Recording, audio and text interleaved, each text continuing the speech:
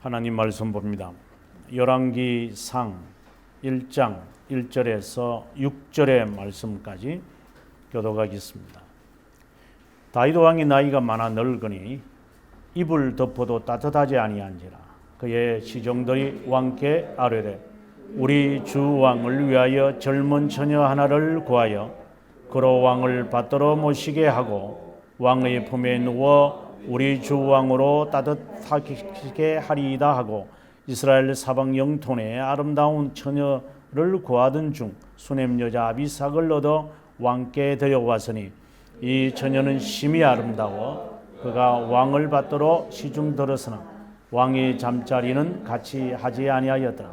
그때에 학기스의 아들 아도니아가 스스로 높여서 이르기를 내가 왕이 되리라 하고 자기를 위하여 병거와 기병과 호위병 50명을 준비하니 그는 압살롬 다음으로 태어난 자요 용모가 심히 준수한 자라.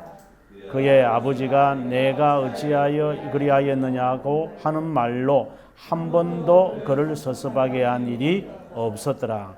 아멘. 오늘 읽었던 말씀 가운데서 8절의 말씀 우리 함께 읽도록 하겠습니다. 제사장 사독과 여호야다의 아들 브나야와 선지자 나단과 시므이와 레아와 다윗의 용사들은 아도니아와 같이 하지 아니하였더라. 아멘. 내일로서 아마 이 다윗의 생애는 끝나요. 다윗은 이제 내일 2장을 읽다 보면 다윗은 이제 세상을 떠나는 그런 지경에 이릅니다. 다윗을 마무리하면서 일어난 이 사건이 우리들에게 어떤 교훈을 주는지, 우리가 보통 보면 사람이 이제 죽을 때 되었을 때 사람이 가장 그 사람에 대해서 정확하게 알 수 있는 것이잖아요. 그래서 다윗의 이 죽음에 나타나는 이 내용을 통해 다윗은 어떤 신앙을 가지고 있었을까 하는 것을 우리가 오늘 말씀을 통하여 진리를 찾고자 하는 겁니다. 저는 오늘 이 말씀을 읽으면서 저는 이 내용을 이미 알고 있는 건데 이 내용의 진리가 뭘까? 하나님은 이 말씀을 통해 무엇을 우리들에게 말씀하시고자 하는 것인가? 라고 사실상 수차례 읽었어요. 그게 잘 떠오르지 않아요, 실제로. 여러분들도 조금 신앙생활 한 사람들 가운데는 열왕기상 1장의 이 내용은 다 알고 있는 내용이에요. 아도니아가 반란을 일으켜서 쉽게 말해 쿠데타를 일으켜서 마치 3일 천하를 했던 그런 가보년에 있었던 정변처럼 그러한 것인가? 아니면 영국에서 피해 메리가 여왕이 되기 전에 그 레디 그 여성이 9일 천하를 하는 여성이 있어요. 그런 내용인가? 이게 무의미한 것인가? 그리고 다윗이 이 자기의 넷째 아들 아도니아를 쿠데타 일으킨 것을 그냥 아주 멋있게 인생을 마무리하고 솔로몬을 왕으로 삼는 그러한 그 멋있는 것을 우리들에게 말하려고 하는 것인가? 그러면 여기에서 하나님은 무엇을 말하려고 하는 것인가? 이렇게 다윗은 이렇게 극적이고 그리고 스펙타클한 삶을 끝까지 살았다라고 하는 것을 우리에게 말씀하시는 것일까요? 말씀을 다시 읽다 보면 그런 내용은 이 안에 아니에요. 겉으로 볼 때는 그런 거야. 겉으로 볼 때는 이 내용이 과거에 그 압살롬을 기억하게 사무엘하 15장에 나타난 압살롬의 그 반격, 반항, 모반 어떤 그런 것을 연상시키는데 이게 실패로 돌아가는구나. 이제 이 아도니아라고 하는 이 사람은 넷째 아들이거든요. 바로 형이 압살롬이 이제 쿠데타를 일으켰다가 실패했고, 그러니까 넷째 아들이 일어나는구나. 이제 이런 이야기로인가? 압살롬이 실패한 것처럼 이 사람도 실패한다. 역시 다윗은 성군이고 하나님이 세우신 사람이다. 그 이야기를 하려고 오늘의 이 말씀이 기록되어졌는가? 물론 그렇게도 해석할 수도 있어요. 근데 그거는 너무나도 성경을 단편적으로 보는 사람들의 해석이에요. 성경은 그렇게 단순하게 하나님의 말씀인데 그런 이야기거리, 스토리텔링을 하라고 주님께서 이러한 말씀이 기록된 것은 아니에요. 오늘 이 말씀을 꼼꼼히 읽다 보면 이 안에 흐르는 진리가 나타나는데 그것은 바로 오늘 제목에 제가 명시했던 것처럼 중보자 하나님을 이 안에서 찾아야만 해요. 저는 여러분들이 성경을 읽으면서 진리들을 제대로 찾을 수 있기를 바라는 마음입니다. 오늘 여러분들은 오늘의 이 사건의 전말은 아주 간단한 거예요. 여기에서 어떻게 중보자 하나님에 관한 진리를 찾아낼 수 있을까?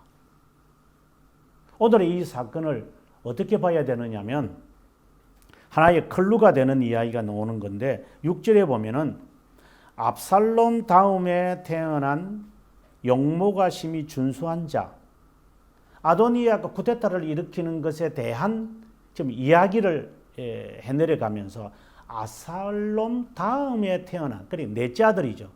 이제 문자적으로 보면 넷째 아들을 이야기하는 것 같이 보여요. 아도니아도 아주 압살롬처럼 준수한 것 같아요. 아주 건장하고 외모로 멋있는 사람이다. 이렇게 생각이 들어요. 그 이야기를 하려고 하는 걸까요? 아니죠. 이 안에는 감추어져 있는 것이 있는데 이 사람의 행태는 압살롬과 같은 관점으로 보아야만 한다는 것이 암시되어 있는 거예요. 한 단계 더 거슬러 가면은 아하스 사건을 봐야 돼요. 이사야가 아하스에게 이제 뭐 선지자로 임명을 이제 6장에 받고 7장에 아하스 왕을 찾아가요. 찾아가서 지금 어려움을 직면했거든요. 왜냐면 북쪽에 있는 그 군인들 그러니까 북이스라엘이 그리고 다른 나라와 협약을 맺어가지고 남유다를 이렇게 없애버리려고 하는 상황에 있는 위기죠. 절박한 시기예요. 그러니까 아하스는 이게 외국의 도움을 받을 수밖에 없는 절명 위기에 있는 사람이에요. 이제 여기에서 사람은 신앙이 가장 잘 나타나는 거예요. 편안할 때는 모르죠. 앞서도 이야기드렸지만 사람의 그 감추어져 있는 이 본성을 건드려 보면 그 사람이 감추어져 있는 이 본성이 딱 드러나게 돼 있어요. 누구든지 그것을 드러내더라도 금세 이거 내가 실수한 겁니다. 정말 죄송합니다. 다시 제가 처리하겠습니다. 이렇게 나오는 것이 있고 그것을 그 본성을 그대로 유지하고 보존하라고 하는 그러한 본성들이 있을 거예요. 그래서 아하스 왕의 사건이나 압살롬의 사건이나 오늘 본문에 나타나는 이 아도니아의 이 사건은 같은 맥락에서 봐야만 해요. 어떻게 해서 그것을 같은 맥락에 볼 수 있느냐 하면 먼저 압살롬을 보면 돼요. 압살롬이 이제 쿠데타를 일으킬 때 한 200명 정도를 모아요. 200명 정도를 모아가지고 이제 왕이 헤브론에서 하는 거니까 왕이 임명되어졌다라고 이야기를 하니까 많은 사람들이 그쪽으로 다 가는 거예요. 그 이야기를 다윗에게 알려줘요. 다윗에게 이렇게 지금 압살롬이 사람들을 모아놓고 이제 자기가 왕으로 등극합니다. 그리고 제사도 드려요. 여기 아도니아도 제사를 드려요. 여기 9절에 보면은 똑같이 제사를 드려요. 거기도 제사를 드리는 거예요. 이게 형식상으로 제사장도 있고 형식상으로 하나님께 예배를 드리면서 내가 이제 왕이 된다라고 하는 것을 이제 쇼한 거죠. 그 이야기를 듣자 아하스 왕처럼 이제 다윗은 이제 위기에 딱 직면한 거잖아요. 얼마나 당황스럽겠어요. 그때의 다윗은 자기 스스로가 하는 말이 빨리 도망가자. 이렇게 나오는 거야. 빨리 도망가자. 왜? 전혀 우리가 골리앗을 쳐 부쉈던 사람이라는 것은 전혀 예상할 수도 없는 쫄장부와 같은 급쟁이와 같은 태도를 취하는 것을 봅니다. 그 다음에 압살롬의 그 사건에서 도망을 가려고 할 때에 우리가 지난주에 우리가 18장에서 우리가 지난번에 우리가 살펴보았듯이 가드 사람 이때가 이렇게 블레셋 사람 자기의 군사들 600명을 데리고 이렇게 우리가 따라오겠다라고 하니까 너 돌아가라고 그래요. 근데 그때 당시에 이때가 아니 저 압살롬은 200명밖에 안 돼요 지금. 우리가 생각을 해보면은 겁을 내서 도망가야 할 이유가 하나도 없는 거예요. 생각을 해보세요. 아니 골리앗을 쳐부순 이 사람이 아니 자기 아들이 왕으로 등극한다고 저렇게 200명을 모아놓고 한다고 그걸 겁을 내고 간다. 저는 한편으로 읽으면서 이 다윗이 도대체 이 나중에 천국 가면 한번 물어봐야 되겠다. 당신 참 쫄장부다. 그때 과거에 그 용맹함은 어디 갔느냐 이렇게 묻고 싶을 정도예요. 그래서 어쨌든 이때는 그 루스의 신앙처럼 당신을 끝까지 따라가겠다. 내가 죽을 줄 따라가겠다라고 하는 그 이때의 그 신앙의 고백을 듣고 그를 데리고 일단은 가는 거잖아요. 그게 지난주에 있었던 이야기예요. 그러고 난 다음에 또 다윗이 또 실수를 하는 것은 사독, 오늘 본문에 나오는 제사장 사독이 법궤를 메고 이제 아비아달이라는 사람도 나오는데 두 사람이 당시에 있었는데 아비아달이 실제로는 이제 좀 더 높은 계급이었고 사독은 그 밑에 있는 사람이었어요. 그런데 이 아비아달이 지금 아도니아 편에 지금 붙어서 가버린 거죠. 근데 당시에 이제 압살롬 때문에 이제 도망을 가게 되어질 때에 사독과 아비아달이 법궤를 메고 다윗을 따라가겠다 그랬어요. 근데 그때 다윗의 반응이 뭐냐? 그냥 하나님의 법궤는 그게 놔두라고 이렇게 이야기를 하고 가는 거예요. 우리는 여기에서 오늘 본문의 이야기와 압살롬의 사건을 잘 대조해 봐야 돼요. 이게 다윗의 실패가 할 수밖에 없는 간음죄부터 시작을 해서 모든 죄들을 지을 수밖에 없는 그의 상황인 거예요. 그것을 다윗은 기억하고 있을 거예요. 자기의 인생의 가장 치명적인 이 실수, 실패, 그리고 가장 급쟁이의 이 모습. 하지만 하나님은 그를 불쌍히 여기셔서 그를 회복하게 하셨죠. 이건 하나님의 전적인 은혜라. 이 사람이 계략을 꾸민 것도 아니에요. 그러나 하나님은 사람들의 마음을 바꾸셔서 그로 하여금 회복하도록 하신 것을 아마 다윗은 알고 있기에 우리가 지난주에 살펴보게 될 때에 이제 전쟁이 일어나자 그가 앞장서서 이제 전투에 나가는 그런 것이 나타나요. 자, 오늘의 본문에서는 이제 똑같은 일이 이제 똑같이 발생해요. 이제 죽음의 직전에 있는 사람.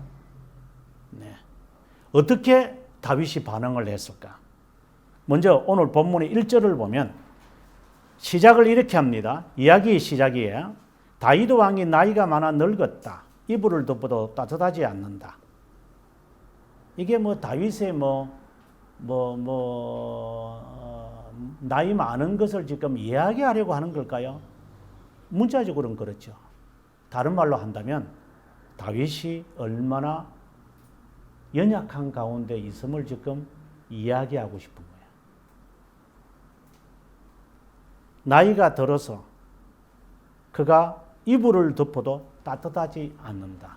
이것은 사람이 죽을 때가 다 돼갔다는 거거든요. 그러면 의욕도 없고 용기도 없어요, 사람은. 그것을 지금 이 열왕기상에서 지금 복선을 까는 거예요. 그러고 난 다음에 2절과 3절, 4절에서는 아마 첩 가운데 한 사람이었던 것 같아요. 이 아비삭이. 그래서 첩을 들어 놓아서 이제 이 사람을 따뜻하게 하려고 했는데 같이 잠자리는 하지 않았다라고 했으니 이 이야기는 다윗이 이미 다 죽어가는 상황이고 어떠한 그 남성으로서의 역할도 할 수도 없는 그런 지경에 이르렀음을 한마디로 말하면 다윗은 지금 심적으로나 그리고 육신적으로나 완전히 마지막이다라고 하는 것을 우리에게 말하고 싶은 것 같아요. 그 다음 5절에서 보게 되어지면은 이제 아도니아가 쿠데타를 일으킵니다. 50명을 데리고 시작합니다.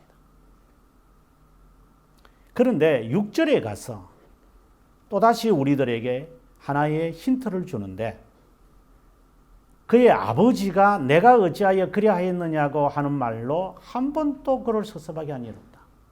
이게 무엇을 말하는 거야? 자녀 교육 잘못시킨 거죠. 엘리 제사장의 실패가 뭐예요? 홈리와 비누아스를 제대로 키우지 못한 거예요. 한 번도 잘못한 것을 바라보면서 야! 너 바로 못해? 해보지를 않았다 이거야. 다윗이.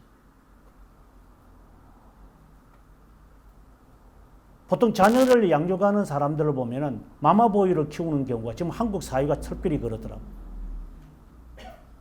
자녀들에게 매를 아끼고 있는 사람들. 그래서 나중에 자녀가 커서 부모 말을 안 자녀가 부모의 말을 듣고 끝까지 효도하는 사람이 몇 사람 있을 것 같아요. 이 세상에. 돈 주고 재워주고 모든 것을 제공해 주니까 부모님이고 어머님이고 아버님이지.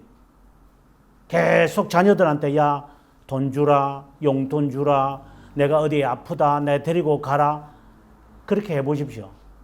누가 자녀가 그 부모를 향하여 효를 바랄 사람이 몇 퍼센트나 있을 것 같아요?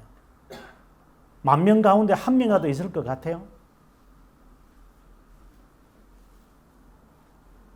누군지는 언급을 안 하겠지만, 절대 어머니, 그 산소, 그 호수 빼면 안 된다고 그렇게 큰 소리를 치는 사람도 한 3년, 4년 중환자실에 어머니 모시고 있다 보면, 그냥 될 대로 되라, 그냥. 한 달에 요양비가 되게 한 400만 원 들어요. 저희 모친 경우를 보니까 되게 한 400만 원. 400만 원? 그게 애 이름입니까? 자식들이 그렇게 해줄 것 같아요? 그런 착각 중에 착각입니다. 어머니에게 아들을 해주고 싶을 때가 있겠지. 그러나 그 며느리가 네 자식 지금 살아있는 사람이 중요하지 지금 죽어가는 부모가 중요하냐? 이 말이 안 나올 것 같아요. 이 말은 무슨 말이냐? 다윗이 자녀를 잘못 키웠다 이 말이야. 한 번도 잘못했다고 구주를 본 적이 없으니 이 아들이 쿠데타를 일으킬 수밖에. 압살롬도 마찬가지거든. 압살롬이 쿠데타를 일으킬 때에 그를 향하여 찾아가서 우리가 보통 상식적으로 보면은 1대1로 가서 야 이놈아 네가 왕위가 네 마음대로 된다는 것이냐? 그렇게 말을 못해요 다윗이. 이것은 다윗이 하나님의 전적인 은혜로 살아간 거지. 이 사람이 무슨 우리가 이제 이분을 성군이라고 생각을 해서 그분의 선행을 우리가 찾으려고 찾는 것이지 그것이 참 어여쁘다라고 하는 것이 있는 것은 사실이지만 전적인 하나님의 은혜죠. 네. 다윗 자체의 행위를 보면 제가 볼 때는 베드로와 가룟유다와 별 차이가 없는 사람. 한마디로 이 6절을 통하여 자녀에게 잘못했다고 섭섭한 일이 없었더라. 아들을 실망시키지를 않는 거야. 그 무슨 말이야? 그래 알았어, 네가 알았어 해. 쉽게 말해서 자식 바보. 보통 뭘 보면 아버지는 딸 바보, 엄마는 아들 바보. 되게 그렇게 하잖아요.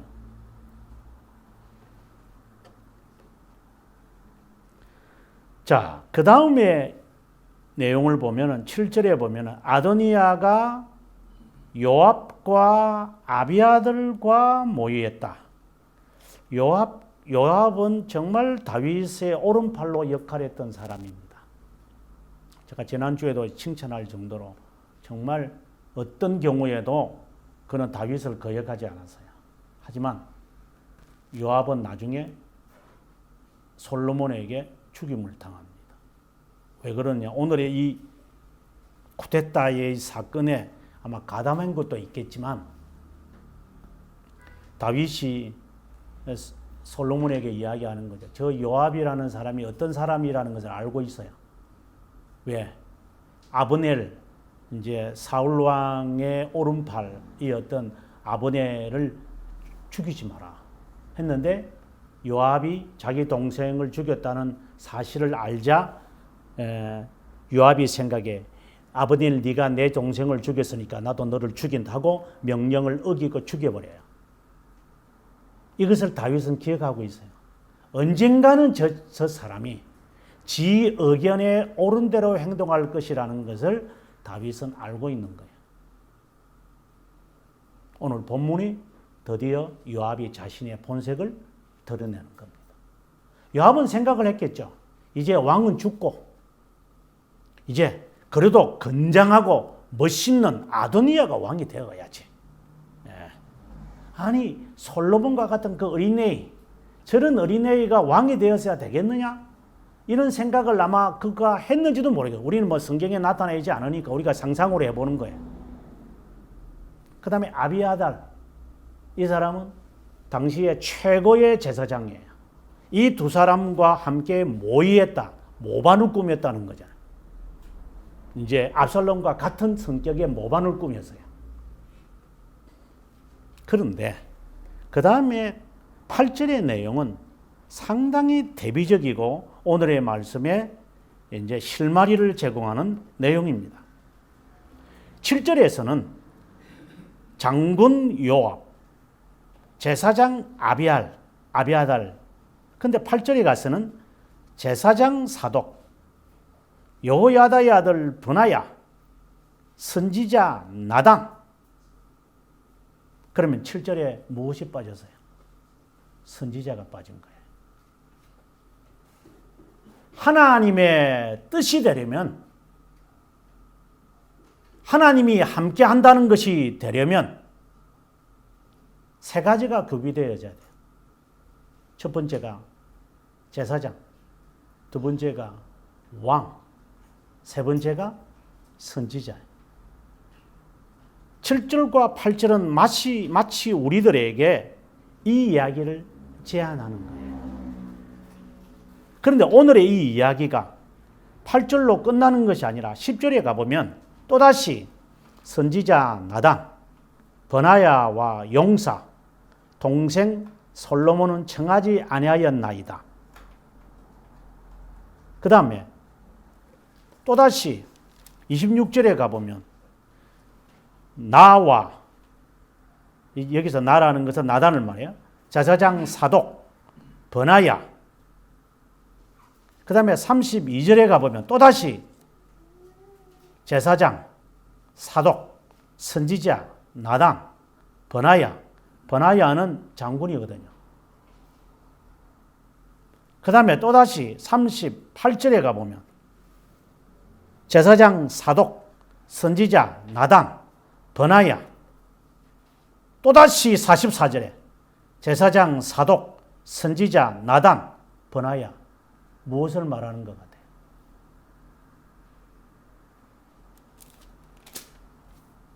하나님이 뜻이 되려고 하느냐?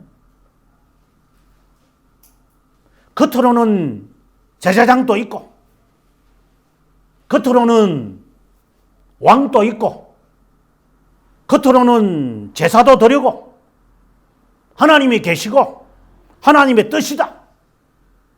그런데 무엇이 빠졌어요? 말씀인 선지자가 빠진 거예요.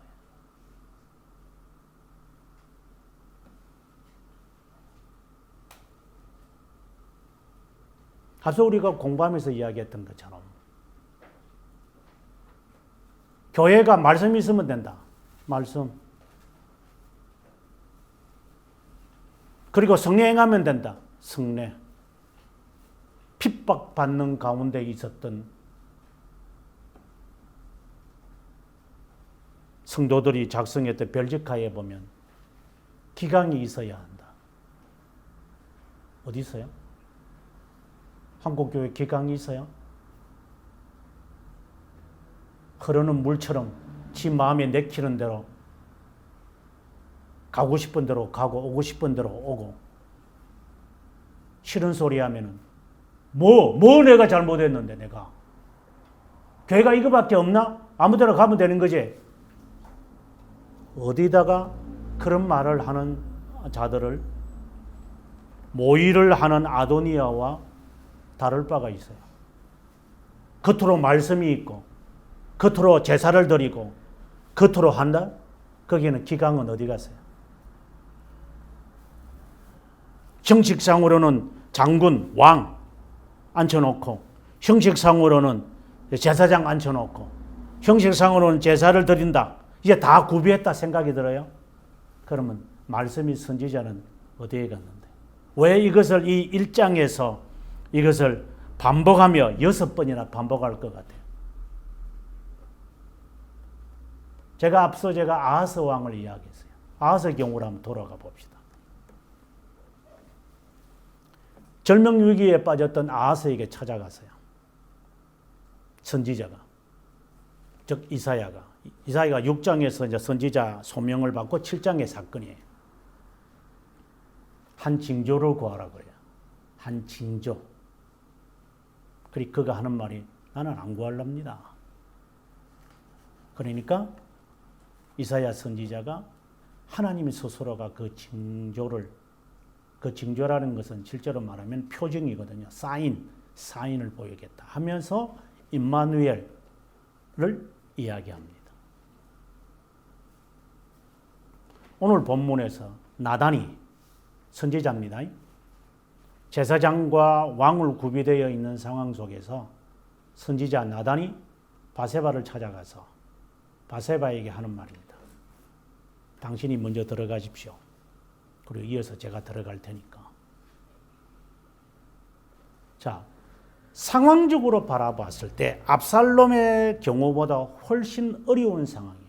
자기는 죽을 때가 다 돼. 몸에 열기가 없을 정도로 내일 모레 죽을 인간이에요. 이불을 덮어도 따뜻하지 않을 정도. 죽을 그 위기에 있는 아주 연약한 가운데 있는 다윗. 압살롬 시기에는 적어도 다윗이 전쟁에 나갈 만한 40대, 50대의 위치에 있으니까 그나마 괜찮은데도 쫄장부의 일을 했죠. 도망가 버린 거예요. 지가 먼저 야 도망가자. 아니 군인들과 제사장들은 가만히 있는데 지가 먼저 설쳤어요. 정말 한편으로 보면은 다윗의 인생에서 하나님의 긍휼이 아니면은 그가 살아남기는 어려웠을 것 같아요. 인간으로 보면 치졸한 인간이기 때문에. 근데 오늘 본문의 이야기는 최고의 악조건이에요. 자기가 그렇게 믿었던 용장 요압이 그쪽 편이 붙어버려요. 여기에 본문에 나오는 버나야라고 하는 사람은 이방인이에요. 블레셋 사람이에요. 우리가 지난주에 우리가 살펴보았듯이 가드 사람 이때처럼 이방인 군사 용병이에요. 용병. 그런데 이 사람은 요압하고 비교해 보면 이건 비교도 할 수 없는 그런 사람이에요. 악조건이라는 거죠. 그리고 대제사장이 그쪽으로 갔지. 그런데 이런 시기에 그가 힘을 얻은 것은 어디서 힘을 얻을 수 있었을까? 앞서 말씀드린 대로 8절에 있는 말씀이에요. 뭐냐? 이 세 가지는 바로 중보자 그리스도 아하스에게 보여주셨던 것처럼 한 징조를 구하십시오 라고 할 때에 중보자 하나님을 바라보라고 하는 것처럼 오늘 본문에서 다윗은 그것을 바라보는 거예요.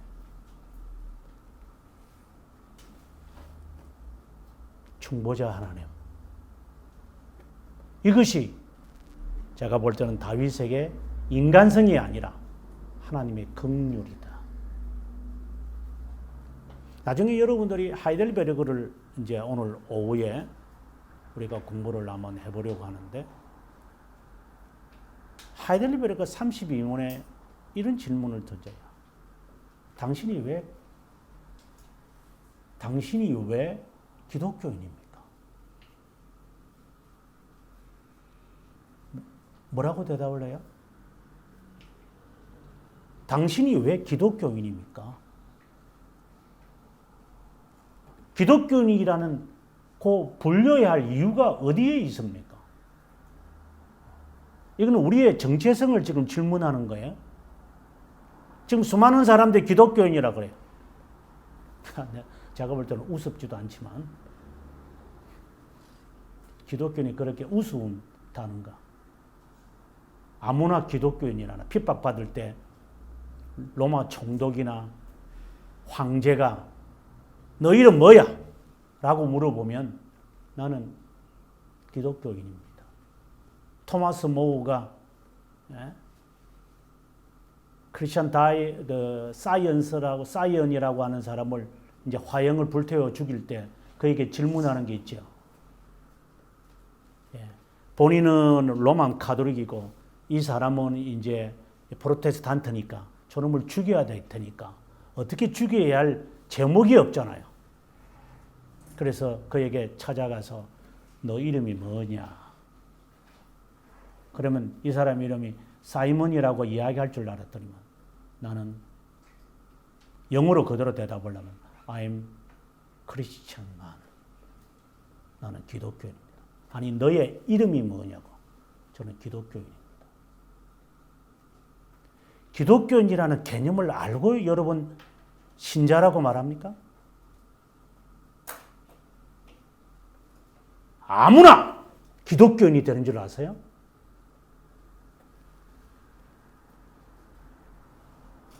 아무나 하나님 나라 앞에 설 것 같아요? 무슨 장난을 치나? 생명과 영혼 속에서 왔다 가야 할 이런 중대한 이는 사건에서 지 감정을 내세워서 나는 뭐 신자인데, 나도 신자인데, 나도 귀신 쫓아내었고, 나도 선지자 노릇 했는데요. 예? 나도 그 가운데 예배에 참석을 했던 사람인데요. 이따위 소리들을 한다고? 주님께서 뭐라고 하세요? 산상수훈에서 내가 너희를 도무지 알지 못한다. 기독교인이라는 게 뭡니까? 하이델베르그 32번에서 대답을 세 가지로 합니다. 바로 그리스도의 삼중직을 따르는 사람이에요. 그리스도의 삼중직? 그리스도를 왜 우리가 기름 부음 받은 자라고 합니까? 라는 질문을 먼저 던져요. 그리고 난 다음에 이 질문을 바로 던지고 그 다음에 바로 33문에 가서 던지는 질문을 왜 그리스도를 독생자라고 합니까? 이런 질문이 계속해서 나와요. 기독교인이란 그리스도의 삼중직을 실천하는 사람이라고 말하고 있어요. 오늘 본문의 이 다윗은 자신이 기독교인이라는 사실을 다시 한번 확인하는 거예요. 제사장, 장군, 그리고 선지자. 좀 더 깊게 들어가면 하나님이 나와 함께 하는구나. 하나님이 나를 중보하는구나. 이것을 그는 확신하게 됐기 때문에 내일 모레 죽어야 할 이 사람이 마치 부활하듯이 그래, 제사장 오라고 해라. 그리고 이 솔로몬을 왕으로 내가 만들마. 정말 그의 인생의 마무리를 확실하게 하는 사람이에요. 그러면 그리스도의 왕 되심의 뜻이 뭐예요? 그리스도의 선지자 되심의 뜻이 뭐예요? 여러분 알고 계세요? 그리스도의 제사장 역할이 뭐예요? 그것을 모르면서 기독교인이라고 해요? 그리스도의 왕 되심과 제사장 되심과 선지자 되심을 따라서 우리의 삶에 옮기는 사람이 기독교인이라고 정체성을 밝히고 있어요. 그리스도의 왕 되심?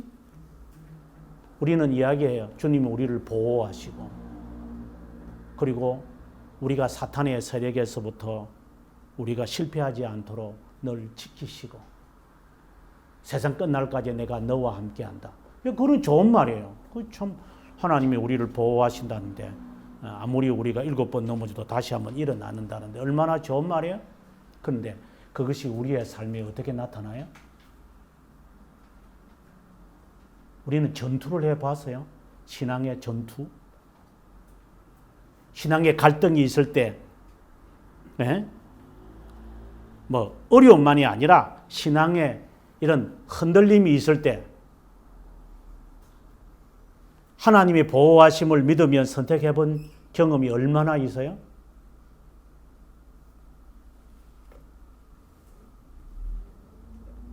두 번째, 그리스도는 제사장 역할을 하셨어요.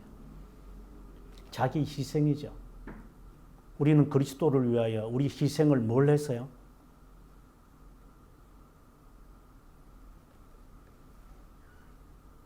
희생을 해본 적도 없는 사람이 무슨 신자라고요?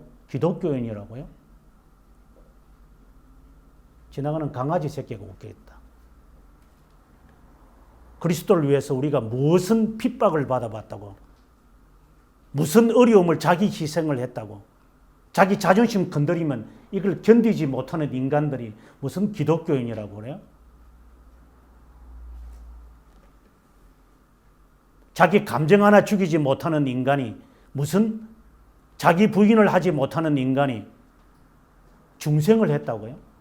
자기 십자가를 지지 않은 사람이 중생을 했다고요? 그리스도를 위해서 뭘 했는데 우리가? 그리스도는 또 선지자 역할을 하셨어요. 우리가 흔히 말하는데 교사라고 그러죠. 다른 말로 한다면 하나님의 말씀의 중심으로 서 있다는 것을 이야기할 수 있을 거예요. 하나님의 입이죠. 하나님의 말씀만 선포하는 거죠. 그러면 우리의 삶에 우리가 하나님의 말씀 중심으로 살아가는가요? 최근에 제가 제주도를 갔다 왔습니다만은 아마 가서 우리 이사님 부부와 찬종이는 그 사람들을 만나봤을 겁니다만 몇 안 되는 장로와 그 몇 사람이 우리 교단에 가장 많은 그 에너지를 갖고 있는 30대부터 70세까지 뭐 되겠죠. 자기들이 몇 년 전에 개혁신앙을 접하고 난 다음에 자기들이 지금까지 수십 년 동안 우리의 신조는 다음과 같아. 웨스트민스터 대소교리 문답을 우리의 신조로 한다. 이런 말을 그냥 하는 거예요. 그냥 우리 신조로 한다. 아멘. 한 번도 배워본 적도 없고 그게 뭔지도 모르겠는데 그런데 CE라고 지금까지 수십 년 동안 했대요. 이것이 억울하다는 거예요. 이게 도대체 CE가 뭔데? 그리스도와 함께 견디는 자잖아요. 노력하는 자. 그런데 우리의 신조가 웨스트민스터 신앙 고백서인데 소교리 문답도 포함되는데 뭔지를 모르겠다는 거예요. 그게. 그래서 이분들이 뜻을 결의를 내서 정말 개혁신앙을 우리 교단에 적어도 해야만 한다. 그래서 어디 보통은 이제 뭐 비전 투입이라면 그냥 놀러 가는 거거든요. 뭐 비전 투입이라는 이름만 거세가 성지순례. 뭔 놈이 성지순례예요. 그냥 예루살렘 놀러 가는 거지. 그렇지 않아요? 저는 굳이 성지 순례라고 하지 말고 그냥 예루살렘 방문이라고 하지. 뭐 거창하게 성지, 뭐 놈의 성지가 그냥 어디 있는데 성지인가 싶은 생각이 들고. 뭐 순례란 뭔 순례? 순례라는 것은 무릎을 꿇고 가는 거고, 그냥 그 허리에는 그 물주머니 외에는 안 들고 가지. 그냥 앉아 뭐 돈이나 실컷 들고 가가지고 뭐 듀리 프리에 가가지고 실컷 사는 것만 신경 쓰는 애들이 뭔 놈이 성지 순례라고 하는 이름 거창하게 갖다 붙이는 순례라고요. 하나님의 말씀을 우리가 얼마나 중요시 여기봐요? 지금 우리가 지금 이런 상황에서 우리가 되돌아볼 수 있지 않겠어요? 도대체 예배는 누구를 위해서 예배를 드리는 겁니까? 나를 위해서 예배를 드리는 겁니까? 하나님께 드리는 거라. 개념조차도 없을 거예요. 이 코로나가 시작할 때 제가 했던 말을 기억하세요? 거품이 거두어질 겁니다. 이제 하나의 하나님이 경고. 네가 본래 그런 인생이라는 거 한번 드러내봐라 이제. 합리적으로 드러내는 거. 국가의 말을 듣고 한다라고 하는 것.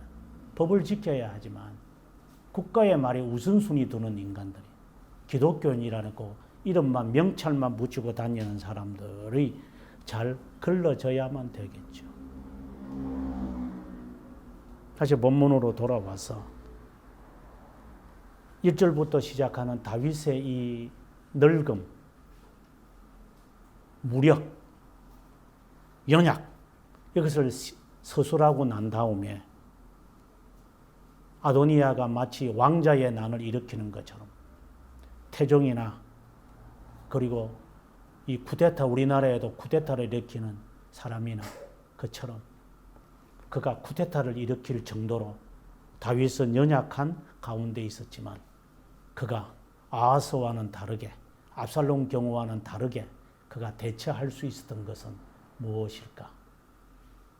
그는 중보자 하나님을 바라본 거예요. 진리 가운데서 가장 중요한 분기점이 되는 진리는 중보자 하나님이에요. 왜 우리가 중보자를 향하여 구세주라고 해요? 하나님에 대한 명칭들, 예수 그리스도에 대한 명칭에 대해서 우리는 여러 개가 나타나죠. 그 중에 하나가 구주 예수 의지함이 뭐 인자, 그 다음에 오늘 나오는 중보자, 그리스도, 구세주 이런 용어들을 하이델베르크에서는 하나하나 캐물어요. 왜 구세주라고 부릅니까? 왜 인자라고 부릅니까? 왜 독생자라고 부릅니까? 왜 예수라고 부릅니까? 하나하나 질문한데 과연 우리 가운데 몇 명이나 대답할 수 있을 것 같아요?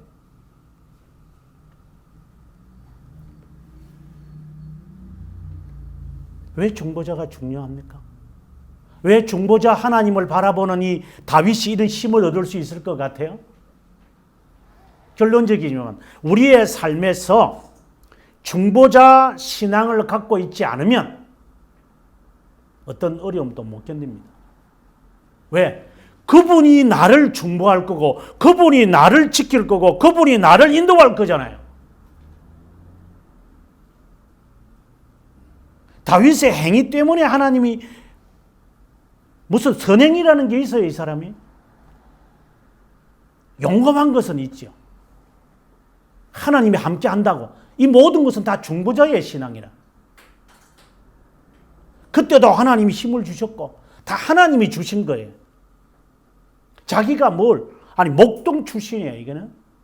아주 마치 개천에서 용나듯이 아주 천한 신분이에요, 천한 신분. 그런데 이 사람이 성군이 되고 다윗의 혈통에서 그리스도가 나온다라고 할 정도면 그 사람의 그 신앙이죠. 그가 바라봤던 그 신앙이에요, 그게. 우리가 하나님 앞에 섰을 때도 중보자의 신앙이에요. 중보자의 신앙은 우리의 삶에 적용되어야 할 부분이라면 그러면 중보자가 얼마나 중요한 위치에 있는 거예요?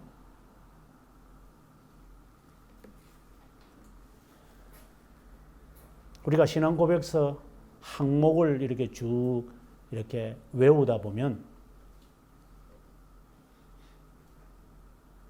웨스트민스터 신앙 고백서는 이제 8장에서 중보자가 나오지만 벨지카는 한참 뒤에 가가지고 26항에서 답이 나와요. 그 다음에 바로 교회가 들어가요. 그것은 이 고백서의 성격을 잘 말하고 있죠. 칼빈 선생도 웨스트민스터 고백처럼 앞에 먼저 하고, 그러니까 기독교 강요 2권 6장에서 이것을 하고 난 다음에 중보자에 대한 설명을 쭉 하고 마무리에 가서 그가 하는 것이 뭐냐? 삼중직이에요. 중보자 하나님을 소개해놓고 2장 6장에 마무리를 하는 15장에 가서 삼중직을 설명하고 사도신경에 나오는 그리스도에 대한 설명으로 내용은 마무리하는 거예요. 중보자 사상이에요. 복음을 이해한다거나 진리를 이해하는 것은 중보자의 이 사상에서 분기점을 형성하는 거예요. 그 진리를 믿고 그 중보자 하나님을 믿는 신앙처럼 제가 결론을 먼저 내렸지만 우리의 삶에 이것을 적용하는 자가 진짜 신자인 거예요.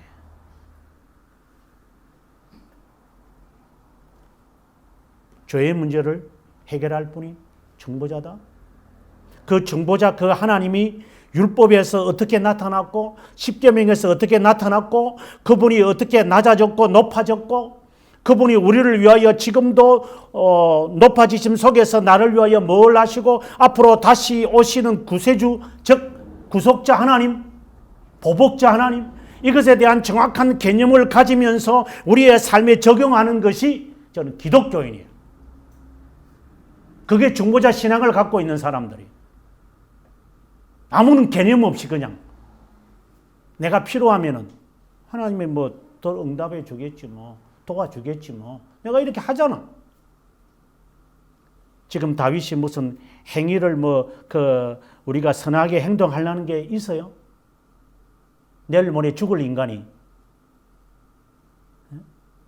젊을 때 자기 아들이 쿠데타 일으킬 때도 도망갔던 인간이 이제 죽을 때가 됐는데 그가 그 아들을 향하여 맞서서 싸워 나갈 수 있는 힘이 생겼겠어요? 그가 바라봤던 것은 나단과 제사장 사독과 그리고 장군이었던 버나야가 있을 때 그는 직감하는 거죠. 여기에 하나님이 함께하는 거. 우리의 삶에 있어서 이 삼중직이 우리의 삶의 한 점으로 모여질 때 그것은 하나님의 뜻입니다. 하나님의 왕되심을 내 삶의 왕되심을 나는 실천하는가? 하나님의 선지자이심을 그리고 내 삶의 선지자됨을 나는 내 삶에 실천하고 있는가? 주님의 그 자기 희생인 제사장직을 내 삶에서 나는 얼마나 자기 부인을 하며 십자가를 지는 삶을 살고 있는가? 이것이 하나로 모여져서 어떤 사건이든 어떤 일이든 이것이 하나가 만들어진다면 이것은 하나님이 함께하는 거예요. 임마누엘인 거예요. 그래서 다윗은 힘을 얻어서 그는 아도니아를 이기고 말죠. 이 중보자 하나님의 신앙이 우리의 신앙이기를 간절히 바랍니다.